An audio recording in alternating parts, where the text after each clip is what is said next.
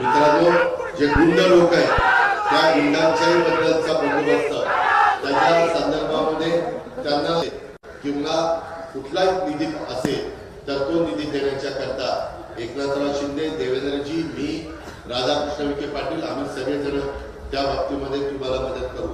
तुम्ही असं समजू नका आता आपल्या आमदारांनी राजीनामा दिला, आता कोण आपल्याला वाली आहे। शेवटी पालकमंत्र्यांना यंदा चांगल्या प्रकारे डीपीडीसीला निधी दिला। पालकमंत्री महोदय प्रचाराच्या निमित्तानं फिरत असताना साधारण जीवाभावाचे कार्यकर्ते कोण आहे, कोण नुसताच पुढं पुढं करत आहे, कोण आपले दरवाजे उघडत आहे, दिवसा इकडं रात्री तिकडं, ज्यांचे धंदे चाललेले असतील त्यांना ओळखा, ते काय आपल्याला अवघड नाही।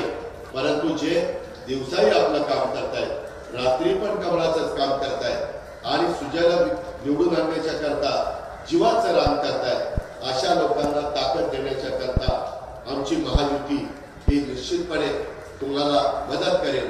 त्याबद्दलची ग्वाही मी आपल्याला सगळ्यांना या निवडणुकीच्या निमित्तानं मित्रांनो, जे गुंड लोक आहेत त्या गुंडांच्याही बद्दलचा बंदोबस्त त्याच्या संदर्भामध्ये त्यांना मोका लावायचा, तडीपार करायचं का आणखीन काय करायचं, त्यांच्या चुका असतील, ज्यांच्या कुणाच्या चुका असतील त्यांच्याबद्दलची योग्य ती कारवाई पोलीस खातं त्याबद्दलचं करेल। त्याबद्दल आपण कुणी शंका मनामध्ये अजिबात आणण्याचं कारण नाही।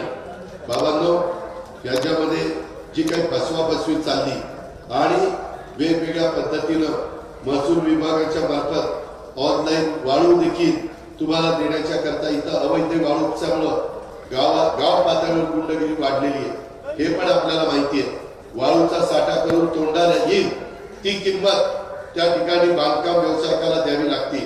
त्याच्यामध्ये या सगळ्या गोष्टी आम्हाला या अलीकडच्या काळामध्ये समजलेल्या आहेत आणि त्याच्यामुळे माझी तुम्हाला विनंती आहे की तुम्ही काही काळजी करू नका।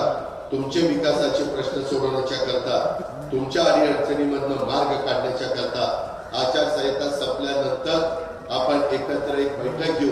ती नगरला घ्यायची का पारजेलला घ्यायची का मुंबईला घ्यायची ती आपण ठरवू आणि त्या पद्धतीनं अधिकारी हजर ठेवले जातील आणि तुमचे प्रश्न निकाली लावले जातील। सक्षम न्यूज 24।